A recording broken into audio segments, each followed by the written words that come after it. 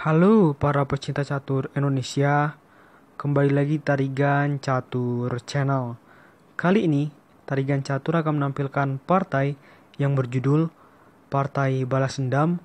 Admin Tarigan Catur kalahkan Catur Talk Indonesia. Iya, sebelum kemenangan ini, admin Tarigan Catur sempat kalah dari admin Catur Talk Indonesia. Dan partainya nanti juga akan diterbitkan setelah upload konten ini. Oke, tanpa berlama-lama, langsung saja kita masuk ke informasi terkait pertandingannya. Ya, pertandingan ini berlangsung ya dalam permainan biasa dan tanpa rating yang berlangsung pada tanggal 31 Januari 2021 sekitar pukul 17:46 waktu Indonesia Barat sore. Pertandingan ini melibatkan pertarungan antara admin Tarigan Catur yang menggunakan nama akun Liches CT Andreas dengan rating Liches 1890 menghadapi admin CTI yang menggunakan nama akun Liches Catur Talk Indonesia dan rating Lichesnya adalah 1810. Ya, walaupun di sini rating Lichesnya admin CTI hanya 1810, tetapi ini dikarenakan admin CTI jarang main rating ya. Lebih banyak main biasa dan tanpa rating. Oleh karena itu ratingnya cuma 1810. Tetapi kalau sering main, admin Tarigan Catur menduga bahwa Catur Talk Indonesia ini akan bisa rating 2000 sampai 2100 di Liches karena permainannya mirip seperti lawan-lawan admin Tarigan Catur di turnamen yang ratingnya Lichesnya 2000 dan 2100. Oke, tanpa berlama-lama, langsung saja kita masuk papan untuk melihat serunya pertandingan admin Tarigan Catur dengan admin CTI. Di sini, admin Tarigan Catur menggunakan catur boh putih, sedangkan admin CTI menggunakan catur boh hitam. Dan waktu dari masing-masing pemain tertera di sebelah kanan layar Anda. Di sini, menggunakan format waktu 3 menit plus 2 detik increment setiap langkahnya, yang merupakan waktu favorit dari admin Tarigan Catur. Di sini, admin Tarigan Catur memulai permainan dengan pion E4 dan dibalas pion C5 oleh admin CTI. Ini adalah pembukaan pertahanan Sisilia ya. Kuda F3 dan pion D6 seperti biasa, pion D4, pion C pukul D4 dan kuda pukul pion di D4. Kuda F6 mengancam pion, kuda C3 melindungi pion dan pion A6. Ini adalah variasi Natsdorf ya dalam pembukaan pertahanan Sisilia. Gajah E2 sebagai balasan admin Tarigan Catur dan kuda ke petak D7. Rokade pendek oleh admin Tarigan Catur. Pion G6 persiapan fianchetto gajah oleh admin CTI. Gajah E3, gajah G7 dan menteri D2. Langkah ini, menteri D2 ini memiliki banyak maksud dan admin Tarigan Catur juga akan memutuskan langkah selanjutnya tergantung dari respon admin CTI. Di sini bisa jadi gajah putih nantinya ditempatkan ke petak H6 atau bisa dengan menumpuk benteng dan menteri di lajur D. Jadi ada banyak kemungkinan ya. Di sini balasan admin CTI adalah pion B5. Oleh karena itu, agar pion hitam tidak semakin maju terus, dilakukan pion menuju petak A3 oleh admin Tarigan Catur.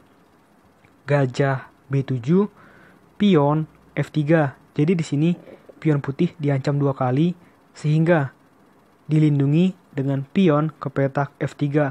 Walaupun petak diagonal yang ditempati raja putih yaitu G1 hingga A7 menjadi lemah, tetapi ini bukanlah masalah. Karena setelah raja putih pindah ke petak H1 aman. Itulah pertimbangan admin Tarigan Catur tadi saat sedang bermain. Benteng ke petak C8 ingin menguasai lajur C. Admin Tarigan Catur juga benteng A menuju C1. Tidak mau membiarkan benteng hitam menguasai ya di lajur C. Pion E5 mengancam kuda putih dan kuda mundur ke petak B3.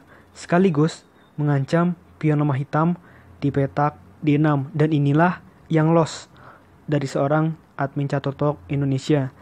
Dan memilih rokade pendek, langsung saja menteri pukul pion di petak D6. Benteng C6 mengancam menteri putih, dan menteri mundur ke petak D2. Lagi-lagi ingin menempatkan gajah putih nantinya di petak H6, walaupun itu tergantung dari apa respon admin Catotok Indonesia. Di sini benar saja responnya adalah dengan kuda ke petak B6, mengajak pertukaran menteri dengan admin Tarigan Catur.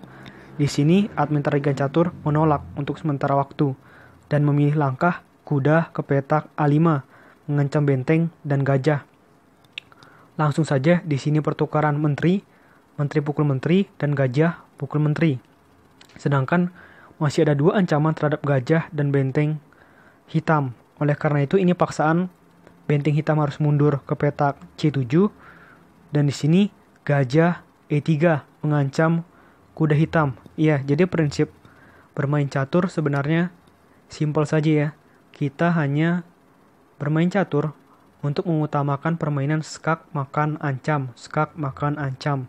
Jadi hanya 3 hal itu aja yang harus kita lakukan agar lawan terus-menerus berada di dalam dominasi kita. Di sini apa yang dilakukan admin CTI? Dengan kuda ke petak C4, mengajak pertukaran kuda yang jelas diterima ya. Dengan gajah pukul kuda dan pion pukul gajah. Respon selanjutnya adalah dengan gajah ke petak B6, membuat posisi benteng hitam menjadi tidak nyaman. Di sini admin Tarigan Catur sudah mempunyai 2 opsi. Apabila benteng hitam pindah ke sini, maka jelas gajah ke petak C5. Kalau pindah ke sini, maka itulah yang jadi balasan admin CTI ya. Sehingga admin Tarigan Catur membalas dengan benteng ke petak D1. Karena tujuannya ingin menghilangkan benteng hitam ini secepatnya, biar gajah hitam ini menjadi lemah. Benteng pukul benteng di petak D1 jelas. Benteng pukul benteng di petak D1. Sedangkan gajah hitam masih tertekan. Di sini gajah hitam mundur ke petak satu-satunya yang tersedia, yaitu di petak C8. Kuda pukul pion di petak C4, jadi admin Tarigan Catur unggul 2 pion di sini ya. Dan kuda ke petak H5. Kuda D6 mencoba mendapatkan gajah hitam. Di sini gajah pindah ke petak E6. Kuda D5 dan benteng ke petak B8 mengancam gajah admin Tarigan Catur dan tentu saja mengancam pion putih. Di sini admin Tarigan Catur tetap memelihara ancaman ke petak D8 sehingga gajah putih hanya dimundurkan ke petak A5. Dan sebenarnya benteng pukul pion ini adalah jebakan dari admin Tarigan Catur.